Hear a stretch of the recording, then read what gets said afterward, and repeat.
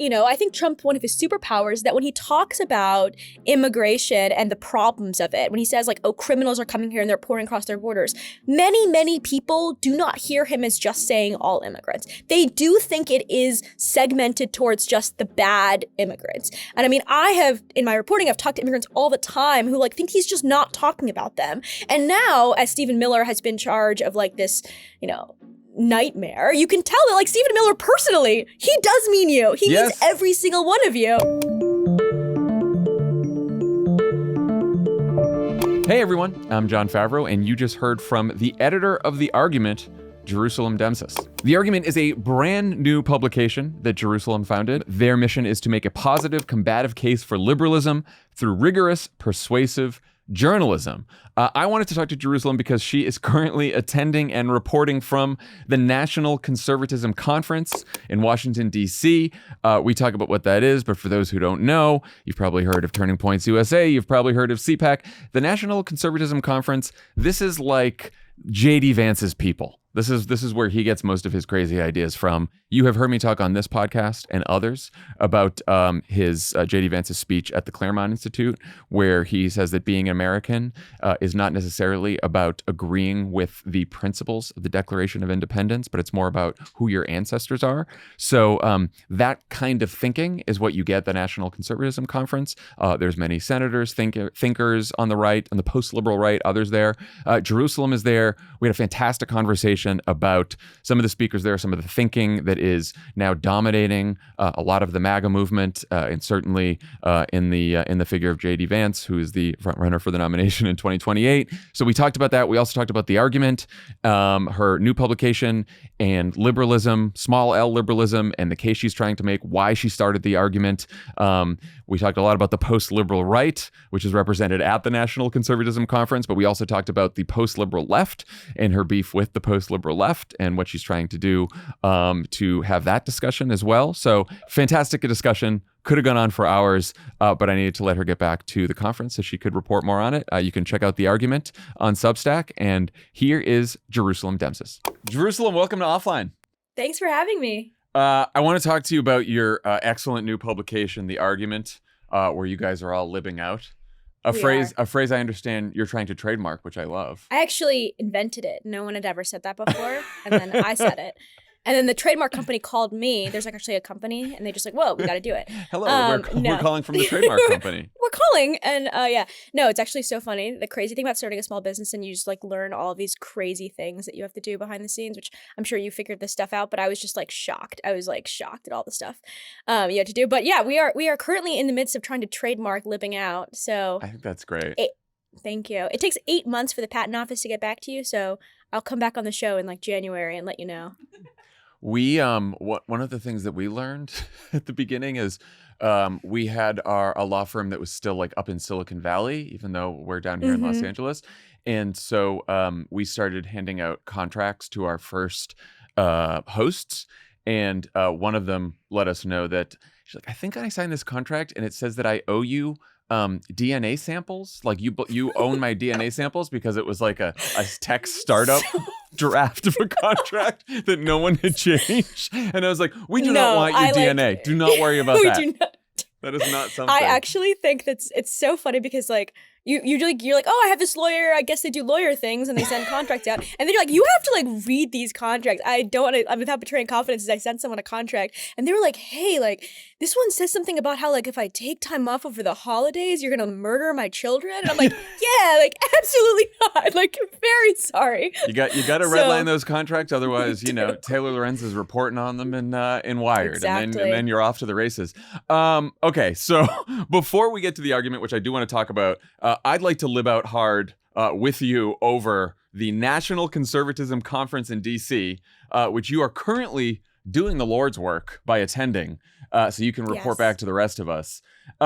First, for those who may be familiar with events like CPAC and Turning Points USA, but maybe not the National Conservatism Conference, or NetCom, as I guess it's called. That's what the cool kids call it. NatCon. What's the difference? What is national conservatism? So national conservatism, wow, this is like a 50,000 page dissertation I'm going to write for you. Sure is. So basically national conservatism, I mean, I think people are most familiar with the most prominent adherents. People like J.D. Vance is someone who's probably the most popularly known person who adheres to many of these principles. He has recently said that he considers himself a part of the post-liberal right. But people who maybe are less well known popularly, but who are better known among like academia, are people like Adrian Vermeule, who's a Harvard law professor, or Patrick Deneen, who's written books about post-liberalism. And the national conservatism movement is really defined by a couple things, which I'm seeing in my reporting while I'm there, which is, one, they're very, very upset about immigration. And they're upset about immigration not in just sort of like a, hey, like, can we afford to house all these people? Like, how would we make this work? Like, you know, many people noticed there were issues with how the immigration policies under Joe Biden ended up creating some problems in locally, but that's different than what they're talking about, which is very much a redefinition of what it means to be an American, away from people who were, you know, coming here seeking a better life, which is the vast majority of us and our parents and our grandparents. And so national conservatism really is focused on this redefinition of American. It's focused on an ending mass immigration. It's focused on a return to like cultural conservative ideas around gender. There's a lot of talk about, you know, trans policies, whether not just around sports, but just really like whether or not people should be even allowed to engage in this kind of gender expression that they find anathema to the basics of what they keep referring to as the Judeo-Christian values that this country is built on. And so, I mean, a lot of this can sound like, oh, isn't this kind of like really just like 1950s conservatism, like we're just going back to like an older form? And it's partly that, but even people who are doing, you know, like social conservatives often don't reject that the founders or this founding myth of this country included a more inclusive version of what it could mean to be an American citizen. Like, yeah, like a lot of them are racist, a lot of them are misogynist. That's definitely true. But they also had a more expansive view, like, okay, like, yeah, like the reason why you were able to persuade many of those people to be more open to immigrants or more open to different ways of living is they had kind of fundamental, like small L liberal commitments to like, okay, you can be an American even if like Alexander Hamilton, you weren't born here, or you can be an American even if like, you know, you're not white or whatever it is. And you can tell this like strain running through the conference is just very, very reactionary against any of that. And to be honest, it just feels like very like old world style stuff that's not very common in America. Yeah, it's I became familiar with this around like J.D. Vance's rise and of course and some of his, you know, mentors, I guess, like Patrick Deneen and Peter Thiel and this whole crowd. And it's interesting because what you just said about the founding, it's like, you know, there's a version of the American story where we have these ideals and the story of America is people trying to live up to these ideals, often failing. But at least the ideals of the founding are the North Star that allows us to sort of move forward and progress. And there's a difference between saying, okay, well, these are your ideals, but in practice, you're not abiding by these ideals, and saying, these actually aren't our ideals anymore. Yes. And it seems like that's what they're saying right now. Exactly. And I think it really can't even be like emphasized just how important that contradiction and exploiting that contradiction has been for liberals and activists throughout American history. I mean, there's something called a Jeremiad, which is like a speech. It comes from the book of Jeremiah. But, you know, the most famous American one is the City on a Hill, where you are actively, like, the speakers are trying to point out this like fundamental contradiction and then push people towards resolving that contradiction towards in a liberal fashion. But like, I mean, not everyone, but many people are trying to do that. I am trying to do that in a liberal fashion. And the thing that happens though when you point out contradictions is that people can resolve them the other way too. They can go like, oh, oh, is that what our ideals mean? Then we're just not actually going to have that anymore. And I think that, to me, like, that's really the fundamental axis right now that American politics is on, is like this question of, do we have these shared ideals, and then, you know, differences of opinion about how to fulfill those ideals, differences of opinion about, you know, it's maybe empirical questions about how you design policy, or are we having like this even more like fundamental debate about who gets to be an American? How do we decide that? How do we even engage with other people's like humanity? Do we start at this question of, you know, where were your grandparents buried? Is that how we start our questions about who matters? And I mean, to me, this is something that even conservatives of, you know, the 70s, 80s, like they were not talking like this in, you know, the vice presidential level of our politics. And now it's something that, you know, I've talked about this recently with another journalist friend. I mean, this is something that J.D. Vance was talking about now at his Claremont speech most recently, where he was very explicit, I think, in talking about redefining America and what it means to be an American away from people like me who were not born here. I think we should start a club of people who are obsessed with the Claremont speech.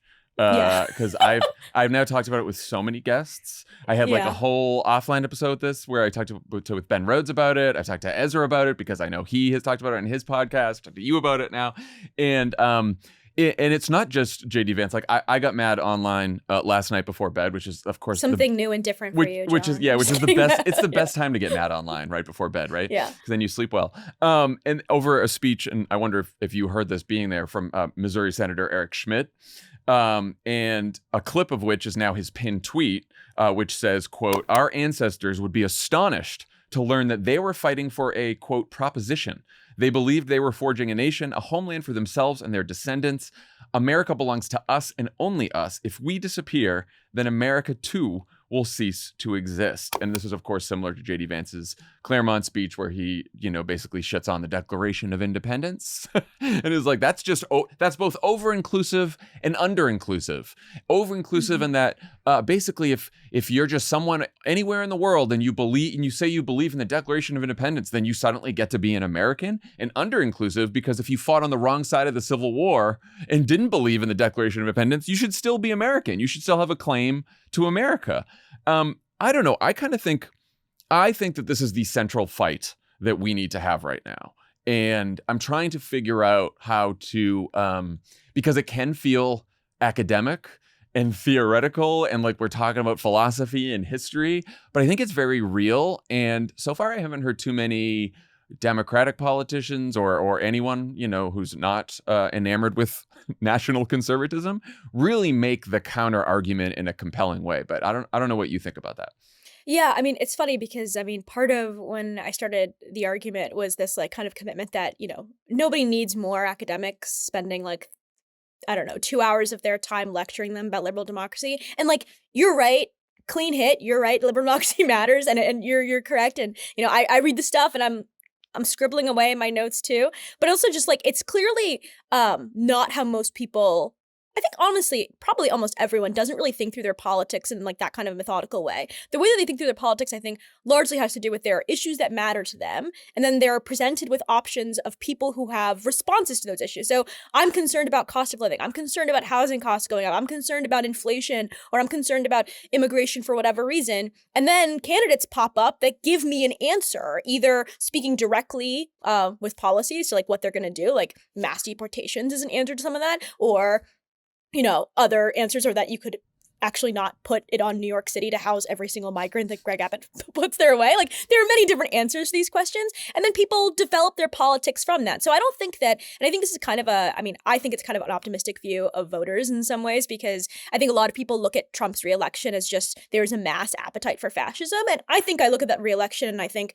people were upset about high prices, even way more than immigration. If you look at polling, it's like high prices are way above that. For sure. And he had a compelling answer to them. And was I compelled by that answer? No, I was not very compelled by it. But I find it like reasonable that someone who looked at 4 years of high inflation under the Democratic Party and then looks at places where Democrats run politics and they say, hey, like, seems more expensive to live in New York City and in San Francisco and in Los Angeles, and like make some sort of rational determination that like the person more focused on low prices is not the Democrat. I think that's not crazy. And so then the question is, if we're trying to fight this illiberal trend trend that's happening on the right, how do you make the case that the things that people care about are best answered under a liberal paradigm? And I think you do that by actually responding to their questions, because I think liberals are actually right. Look at what Trump and post-liberalism has actually done for prices. I mean, he's enacted this tariff regime that's absolutely terrible for people's bottom line. He's not actually addressing housing prices or housing. I mean, like, eventually, if we get into a recession, I do think that does reduce housing costs. So just going to put that caveat in there that will be, I guess, a success for the Trump administration. Yeah. If that happens.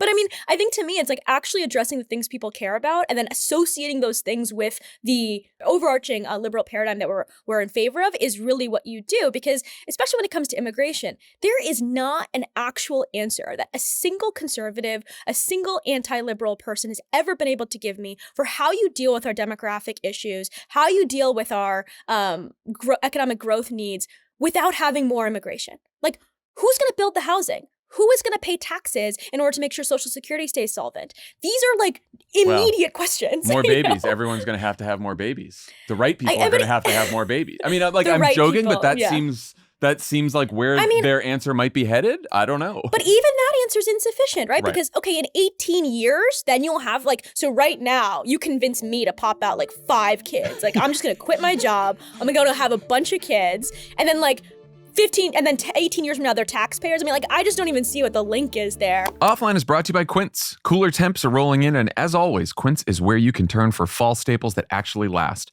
From cashmere to denim to boots, the quality holds up and the prices will blow you away. Quince has the kind of fall staples you'll wear nonstop, like super soft, 100% Mongolian cashmere sweaters, starting at just $60. Their denim is durable and fits right, and their real leather jackets bring that clean, classic edge without the elevated price tag. What makes Quince different? They partner directly with ethical factories and skip the middlemen, so you get top-tier fabrics and craftsmanship at half the price of similar brands. Love Quince. Got some t-shirts from there, got some shorts, got a duffel bag. Actually, I'm going to go on and try to get some of these sweaters for the fall. Got to get them fall sweaters. I mean, right now it's 90 degrees, so probably not right now, but soon. Might as well start buying them now before they're all sold out. So keep it classic and cool this fall with long-lasting staples from Quince. Go to quince.com/offline for free shipping on your order and 365-day returns.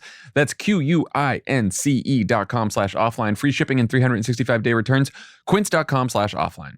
Offline is brought to you by Civitech. So everyone's pissed off about all the gerrymandering. We have a redistricting war right now. Republicans started it. Gavin Newsom's trying to fight back. But wherever everything ends up, we're still going to have to vote in the midterms. That's the most important thing. Forget the maps.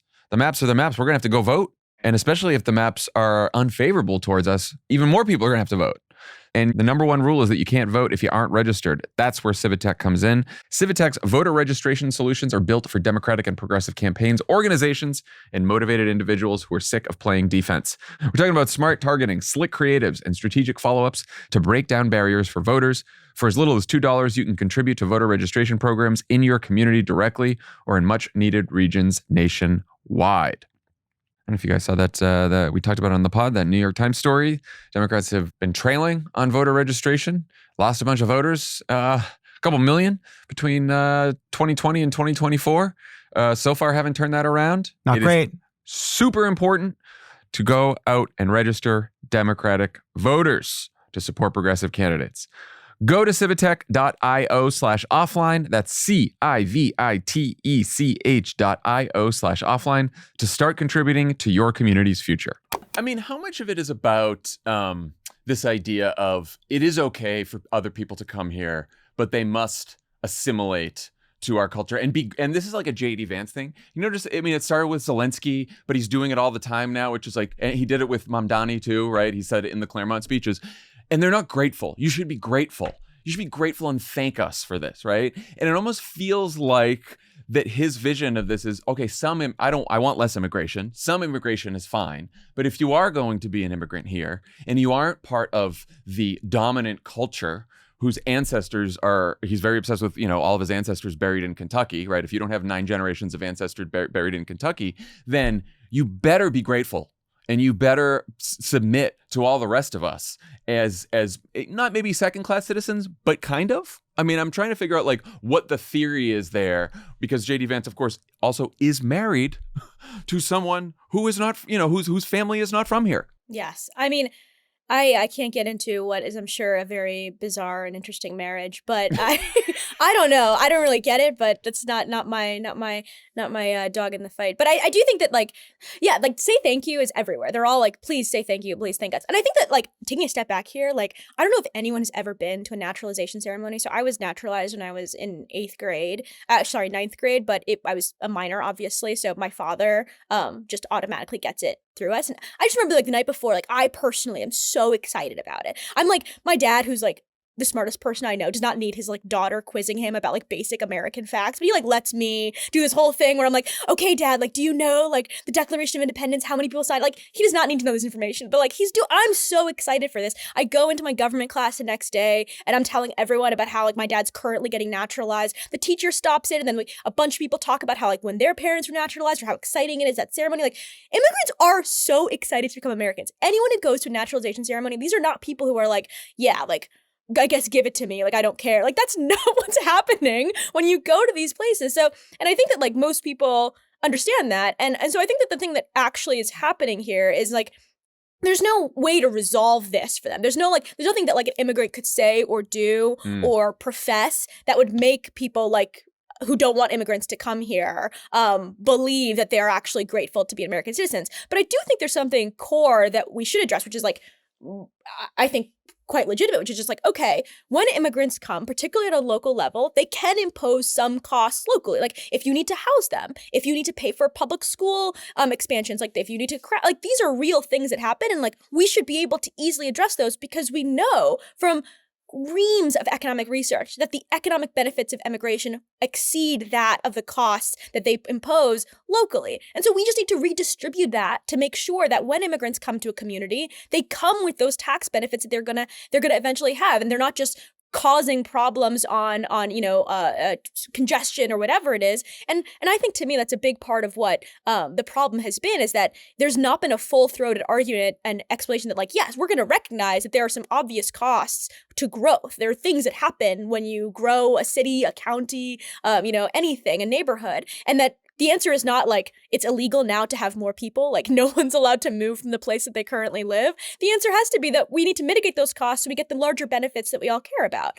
And so I do think that like the whole assimilation debate that like J.D. Vance is setting up, like there's no right answer to the question. Like there's nothing that we can answer him.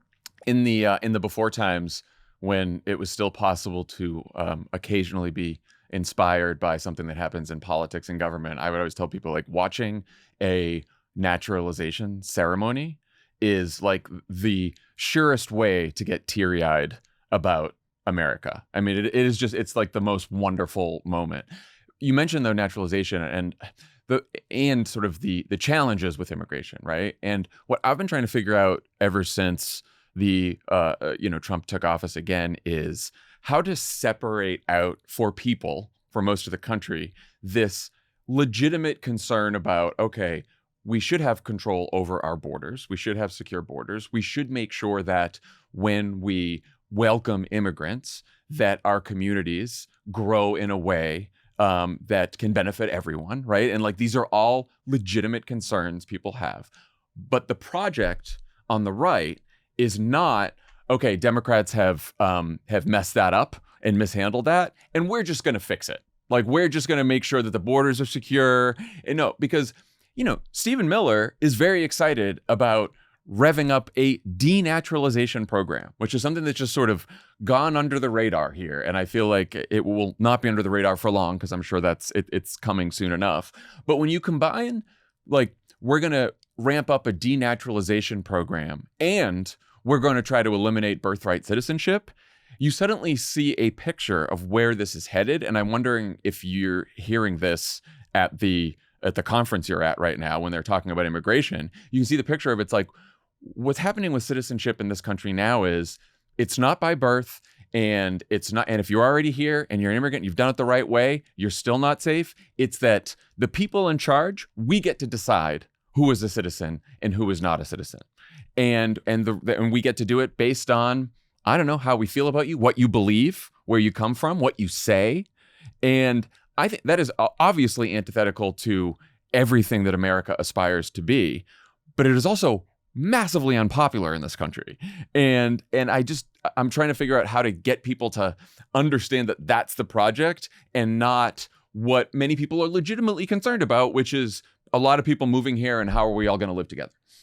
Well, I think, John, I don't think you have to convince them. I think they're like literally going to witness it happening in real time in a way that I think will, I mean, we're already seeing this, right? I mean, we, even before Trump's victory, like many other people were saying, yes, it sounds really good to people to say like immigration has gone too far. We need to remove criminals from our country, freeloaders from our country, people who hate America from our country. And then when you actually do a like project of kicking people out and you're looking for the low-hanging fruit, it's hard to find the criminals. If it was easy to find the criminals, like they wouldn't be in the country. Right. It's a difficult project to do this.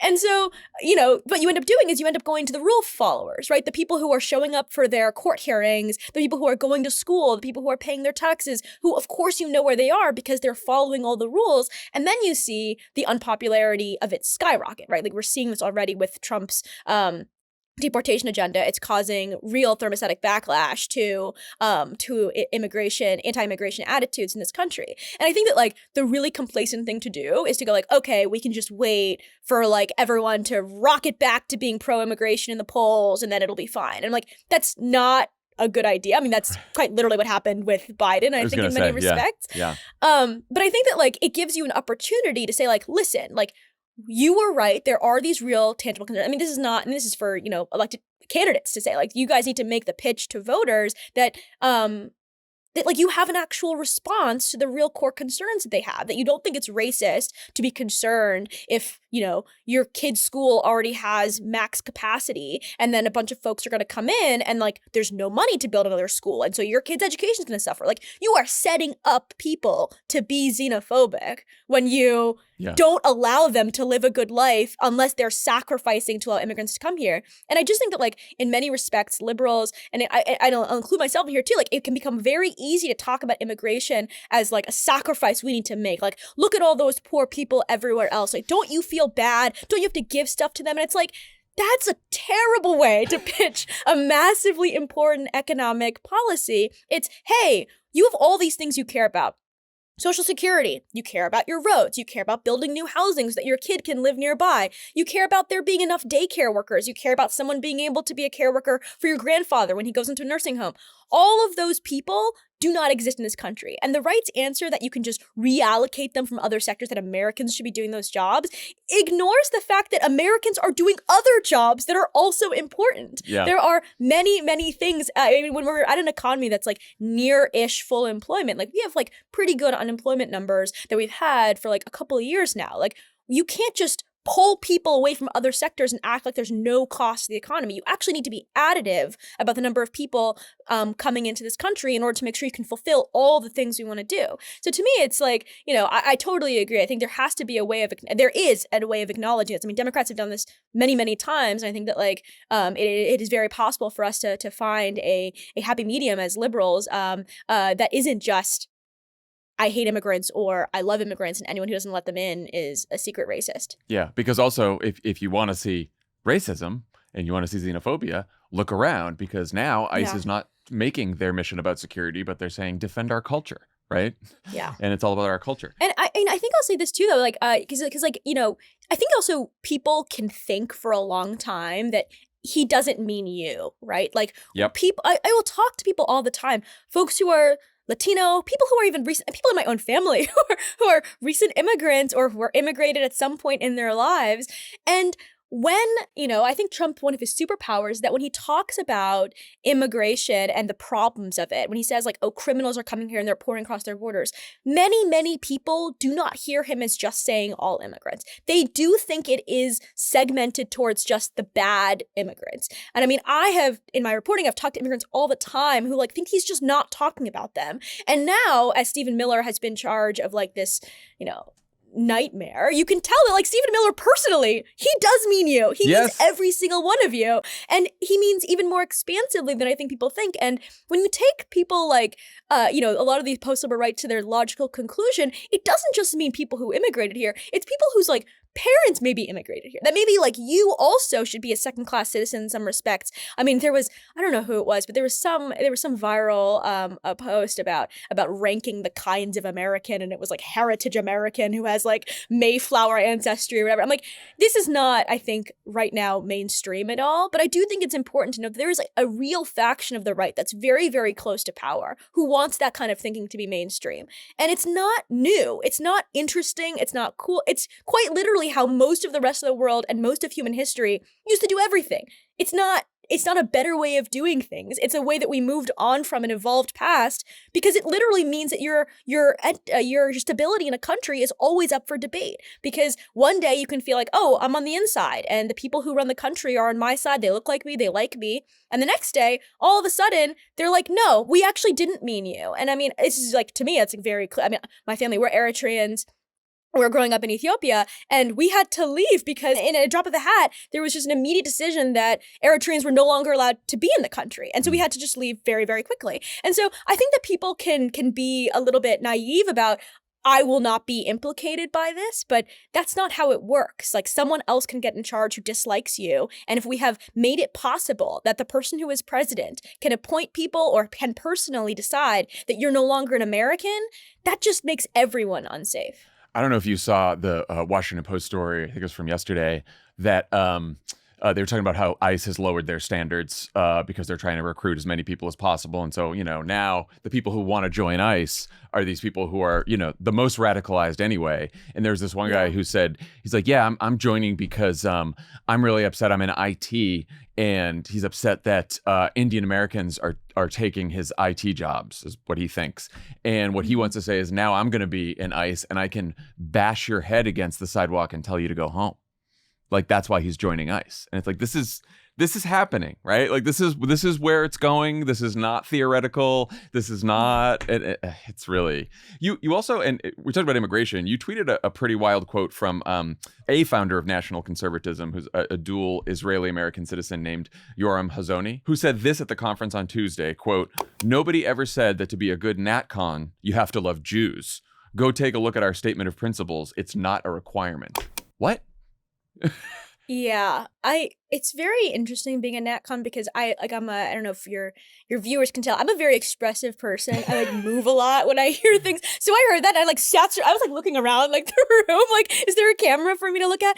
Yeah, and I think it was quite bizarre because obviously in some respects he was trying to sound like expansive of national, like, it's okay if you hate Jews, like, or to be fair, it's okay if you don't love Jews. Like, right. All you need to do to be a national conservative is, I guess, hate other kinds of people. But I think that, like, he then goes on after that remark to talk about how he has loved coming to National Conservatism Conference for many years now because he liked to be the kind of person who, when people were accused of anti-Semitism, he would get to jump up and say they're not actually anti-Semitic and that's a false accusation of anti-Semitism.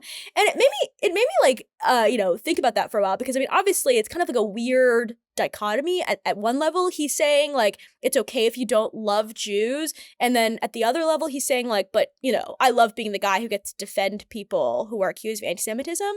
And, he goes on to talk a little bit about how he has seen increased amounts of disrespect or doesn't see, like, people as, it's okay not to love Jews, but there's, like, a line at which you become too, rude to Jewish people, I guess. And I do think in some ways this is like, tiger, eating my own face party type stuff. Yeah. Because, yeah, of course, if you like create a system in which the definition of American is like, do the current people in power feel like you have the correct ethnic heritage, that's going to implicate like the Israeli American guy in the room. Like that's that's not Yeah. going to be expansive of you too, you know? Offline is brought to you by Mint Mobile. You know what doesn't belong in your epic summer plans? Getting burned by your old wireless bill. While you're planning beach trips, barbecues, and 3-day weekends, your wireless bill should be the last thing holding you back. That's why you should make the switch to Mint Mobile. With Mint, you can get the coverage and speed you're used to, but for way less money. And for a limited time, Mint Mobile is offering 3 months of unlimited premium wireless service for $15 a month. So while your friends are sweating over data overages and surprise charges, you'll be chilling. Say bye to your overpriced wireless plans, jaw-dropping monthly bills, and unexpected overages. Mint Mobile is here to rescue you. All plans come with high-speed data and unlimited talk and text delivered on the nation's largest 5G network. Use your own phone with any Mint Mobile plan and bring your phone number along with all your existing contacts. Ditch overpriced wireless and get 3 months of unlimited service from Mint Mobile for $15 a month. Nina, who works here at Crooked, made the switch to Mint Mobile last year. She says she never has to worry about unexpected charges on her bill each month, just one low price and super reliable service with Mint Mobile. This year, skip breaking a sweat and breaking the bank. Get this new customer offer and your 3-month unlimited wireless plan for just $15 a month at mintmobile.com/offline. That's mintmobile.com/offline. Upfront payment of $45 required, equivalent to $15 a month. Limited time new customer offer for first 3 months only. Speeds may slow above 35 gigabytes on unlimited plan. Taxes and fees extra. See Mint Mobile for details. Offline is brought to you by Naked Wines. Ever walk in a store and have no idea what wine to get? Well, that's certainly what happens to me. Stop wasting time at the grocery store, staring at a giant wall of wine and not knowing what to pick. Naked is a wine club that directly connects you to the world's best independent winemakers so you can get world-class wine delivered straight to your door. Use code OFFLINE as the code and the password at nakedwines.com and get 6 bottles for just $39.99. Tried some Naked Wine. Got 6 bottles of Sauvignon Blanc, different kinds, different brands, and honestly, 5 out of 6 A+, and the 6 was pretty okay. But now I know what I want. I used a bottle at I had a dinner party. Mm-hmm. I made a summer stone fruit salad, no recipe, just from up here. That's right, a balsamic reduction. Well, the wine was good. Okay, there you go. Served it with the wine with one of those Sauvignon Blancs. How do they do it, you might ask? How do they do it? Naked brings you amazing wine straight from the winery at up to 60% less than what you would pay in store. By cutting out extra costs like middleman markups, winemakers can pass those savings on to you without skimping on quality. Naked Wines has been around for over 15 years and backs over 90 independent winemakers around the world to make the wine you love to drink. Now is the time to join the Naked Wines community. Head to nakedwines.com/offline, click enter voucher, and put in code OFFLINE for both the code and password for 6 bottles of wine for just $39.99 with shipping included. That's $100 off your first 6 bottles at nakedwines.com/offline and use the code and password OFFLINE for 6 bottles of wine for $39.99. How much diversity of thought are you encountering at this conference? Like what are sort of some of the dividing lines within the national conservatism movement? You know, I think what's most interesting things is, one thing that's good about going to these conferences, because many of the speeches themselves are televised on C-SPAN or something, but it's nice to get to like walk around and sort of just like hear how people are talking and reacting to things. And I was sitting working on some notes for another project, and I overheard a group of young students talking about how they thought that, people were being too boring and low energy and focused on the founding fathers too much. And it was interesting because to them, like, they were saying, like, why are you guys so obsessed with this like past history? Why isn't there some kind of like focus on, this modern focus on our modern day, our current entrepreneurs and our current like visionary leaders, etc.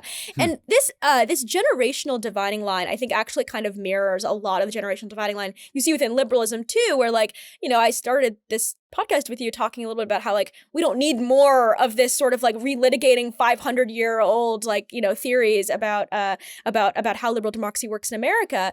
And I think that in many respects they're coming up against this generational issue where you can wax poetic about what it means to be an American in this sort of like very academic way that many of the post-liberal right do, and that can be attractive to some people, and it can be effective at convincing people like J.D. Vance, who is also a word cell, unfortunately, and is really focused on reading up on this sort of literature. But I think that like they're gonna hit a wall if they're not willing to say the quiet part out loud with these younger people, because I think they were just like, I mean, mean, the guys said they just left. Like they were sitting in the hallway while people were still talking because they were so bored by like what was going on in these rooms. And to me, like obviously on this podcast, we're talking about the highlights here, but like overall, like a lot of it's like, I mean, most conferences are like this, like, oh, it's like quite boring. A lot of it's very, very boring. Like as a journalist, you have to like focus and like really take notes and like whatever. But like it was not that interesting in many parts of the room. And so I think that like to me,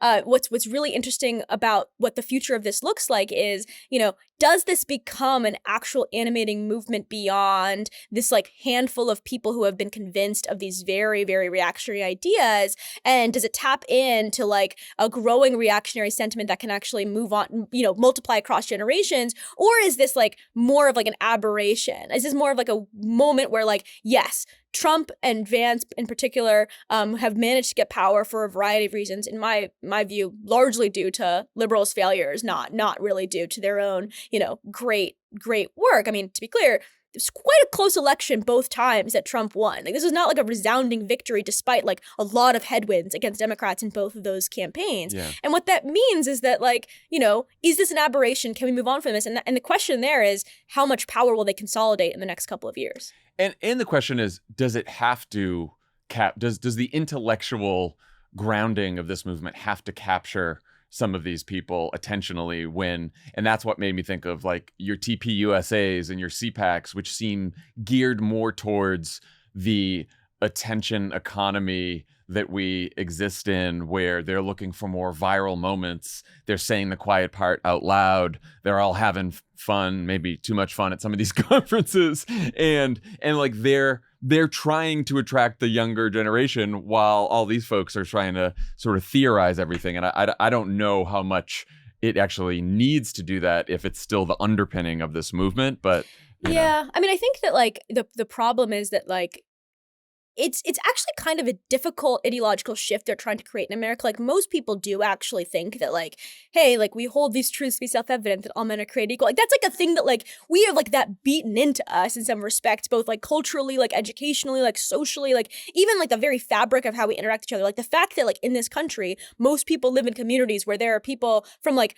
quite literally like dozens of different ethnic groups that are in the background. Like even if you live in a pretty white place, like there are people whose parents are German and Czech and like Polish. Like it's just like not the way that most people around the world have gotten to live. And like not just that their ethnic groups are all quite different, but like that they immigrated there recently and that they have become quite American. Like I have family members who like emigrated out of Eritrea to other countries and like they don't really like out of Ethiopia to other countries and like they don't really like, they're not considered like the nationality of that country. But like the way that we walk around the world is like in the US is that like you don't just see someone of a different race and automatically assume that they're not American. That's actually not normal for most people in this country. And so I think the thing that happens with like these more, attentionally attuned places like TPUSA or like all these other really like more viral places is that like they'll do like classic racism stuff and like classic misogyny stuff, but like you can believe those things and still think that that like immigrants can come here. I do think there's a problem here where like I do think that like it's gonna be a hard pivot for a lot of these folks, like even Schmidt and like Vance, etc., to turn this into a more popular movement. Like they're only really doing this at these very esoteric conferences like Claremont or National Conservatism. Like when you see that in a speech, at a stump speech, that's when I will be like, okay, is this actually catching fire? I mean, I do think this is where, there's never much optimism in any of our discussions these days, but I do see it as an opportunity for us, right? Is that like they are not standing on popular ground with this shit.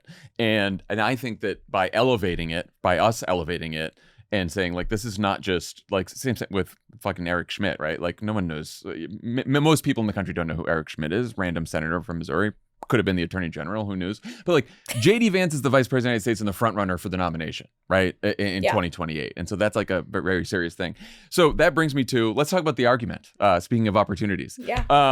So I had the pleasure to chat with you about this a couple months before you launched over coffee here in LA. I was immediately interested. For people who either aren't familiar or only familiar with bits and pieces of the discourse around the argument, even better. Mm-hmm. What's your pitch? What are you guys hoping to achieve? What gap are you hoping to fill? Yeah, so The Argument is a new publication. You can find us at theargumentmag.com.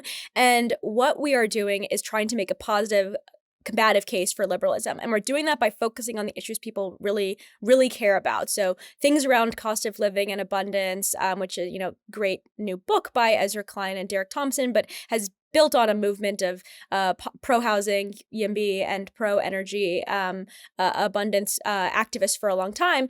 So focusing on those issues, focusing on technology and society, like the ways that technology is rapidly changing our society. And like most of the coverage around this is like quite doomery. And like, it's not to say that that's not, a reasonable view to have, that like, hey, like it's really messing up the job market, et cetera. But like, what is the liberal answer to this? Like, how do we want to regulate these industries? Like, what do we want to do? I mean, to me, a very basic question is, why isn't it like massively financially costly that a chatbot has sexual interactions with a minor? Like immediately, why aren't there like millions of dollars of fines immediately levied against these companies? And there's obviously questions here about like, how would you operationalize this? How would this work, et cetera? But like, why is so little of our discourse focused on making the case that like liberalism can have an answer to the big problems people are concerned about, with whether it's job loss, whether it's hiring markets, whether it's education, like what does education look like under this? And so we're focused on building that in the space of cost of living, in the space of technology and society, and the space of gender, where I think that for a long time,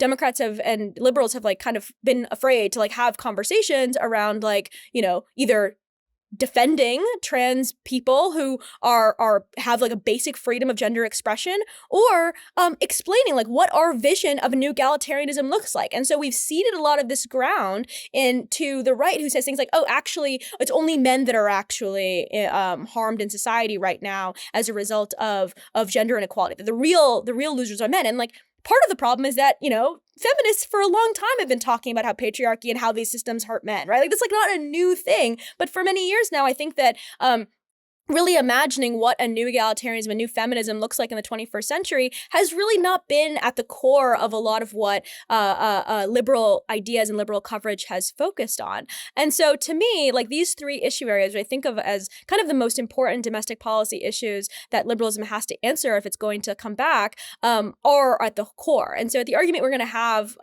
real open debates. I think the big thing that I've really been trying to cultivate is an actually ideologically diverse group of people who all have like small L liberal commitments, but they're span the spectrum from, socialists to libertarians to even people on the right who, I may have very different beliefs with around policy, but I think that they have still the same commitments I do to, one country that has where every citizen has equal dignity under the law. And so to me, like, how do we forge this as the new axis in American politics and American thought? And it's having the debates that people actually care about and showing them that liberalism can answer their questions and is willing to engage with difficult conversations around immigration, around gender, around growth and the politics and economics of growth. And so we're already off to a rip-roaring start. People got mad before we even published a single essay. And that's how we're already spurring arguments. But it's already been a really great time. We have folks like, Matt Brunig, Matt Iglesias, Kelsey Piper, who's from Vox, Jordan Weissman, who was, at Slate and Yahoo and Semaphore, Laksha Jain, who's a great pollster, is doing original polling for us. And it's just been really exciting. We've spent a lot of time talking about the post-liberal right. Talk to me about your beefs with the post-liberal left, as you've talked about at the argument.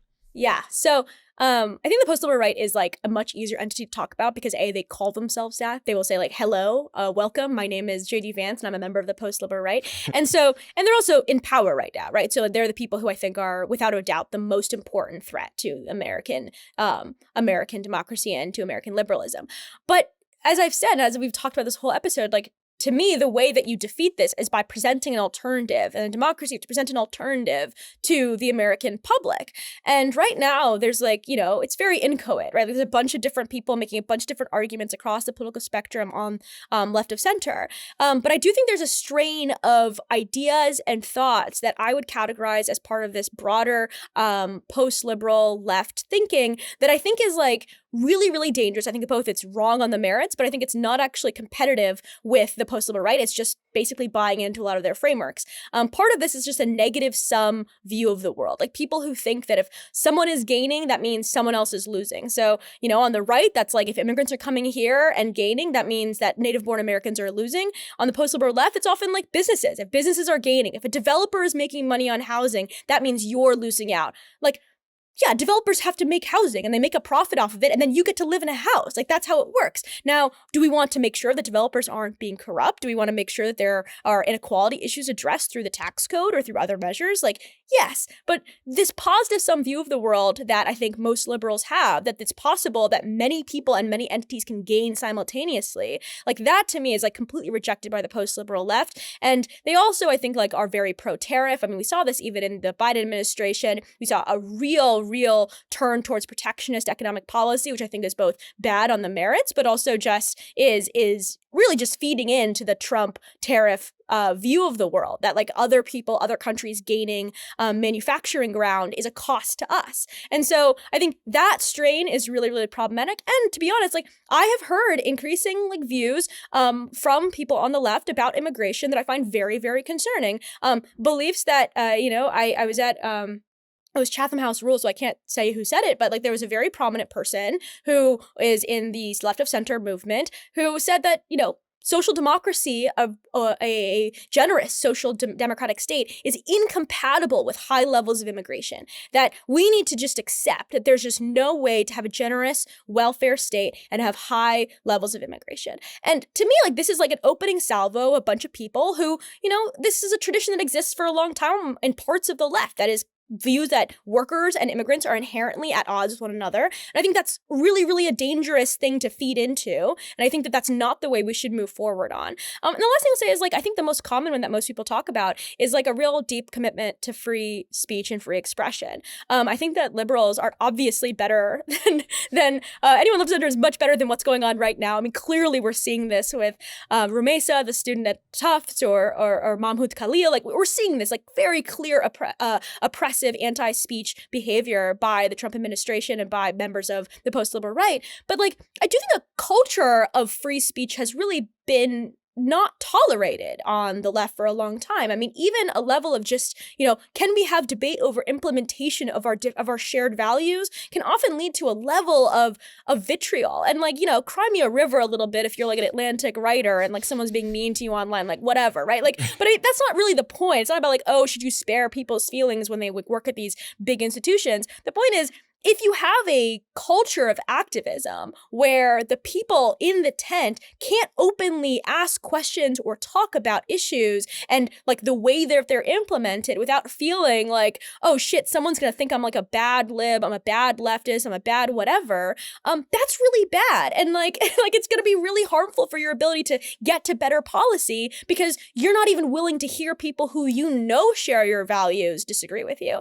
And so I don't think at all that this is comparable to the free speech violations we're seeing right now from the right. But I do think it makes it harder for us to actually claim as liberals the mantle of free expression, especially when it comes to things like people who are most at risk right now, trans children and trans folks who are like right now, like their basic freedom of gender expression is at risk. It's not just going to be whether or not kids should have, whether the medicalization happened too quickly. Like there were not very serious concerns about this, right? But like Christopher Rufo, who like really pioneered a lot of this anti-trans activism, recently posted online on Twitter that, it's actually, we're going after trans adults too. Yeah. It's not just about children, that we're going after the adults as well. And of course, people knew that was where this was headed. But it's hard to defend freedom of gender expression as a protected principle, that like it should be an affront, even if you disagree or you don't understand trans issues or why people would be trans, that like maybe you can accept like, okay, well, someone is free to do what they want with their own life if it doesn't bother me. But it's hard to make that argument when like you're all the time acting like you don't believe in freedom of expression. And so to me, like these elements, they're not really a formal movement at this point in the same way the post-liberal right is, but these elements, these arguments, these ideas are pervasive throughout the left in a way that I think is really dangerous for liberals to be able to mount a real opposition to the Trump administration. Well, that leads me perfectly to my final question, and then I'll let you go because you wrote a piece about why you're staying on Twitter. Yeah. Which, me too. me too. We'll die on this ship, John. But I thought your argument was really well put. So why don't you just end with that? Because I would love to hear that, because I think it connects to what you're talking about with the importance of argument and debate and free expression and persuading people, which is the essence of our project here. Yes. So Twitter, as we all know, is a cesspool owned by a man who is single-handedly trying not to destroy just the American democracy, but apparently also democracies in other parts of the world, which is, I guess, a fun side project for him. And so none of what I would argue has anything to do with like absolving Elon Musk of what he done with Doge or anything like that. But the argument is really just the goal of everything you do in public, of public speech. Even if you're someone with 1,000 followers, even if you're someone who just replies and gets a couple of likes every once in a while, the goal that you have in posting online should be to like push people towards the views that you think are better in society. And there is quite literally, I mean, I live in Washington, D.C. Like, I run into people all the time who work on the Hill, who work in think tanks, who work in government, who are lobbyists. These are people who are extremely influential behind the scenes in shaping how our economy and our government works. And they get many of their ideas, they get many of their arguments, and they get many of their thinking from Twitter. Is that a good thing? I'm not going to comment on whether that's positive or negative. It is reality, unfortunately. But it is where true. We live, yeah. Exactly. And so I think there's this like view, particularly among people who like I are really disgusted by the rise of, you know, anti-Semitism, racism, misogyny, like just open disregard for basic human welfare on Twitter, and are like, I don't want to be a part of this. I don't want to be associated with this. I don't want to be here. It feels like dirty to see this stuff. It makes you feel like garbage. And like those things are true. And I actually don't begrudge people who are like, I actually can't do my best work while like seeing this kind of thing. But I think that like if it's using a kind of a politics of purity to decide how and where you speak basically means you're going to cede ground everywhere where you're not already the majority.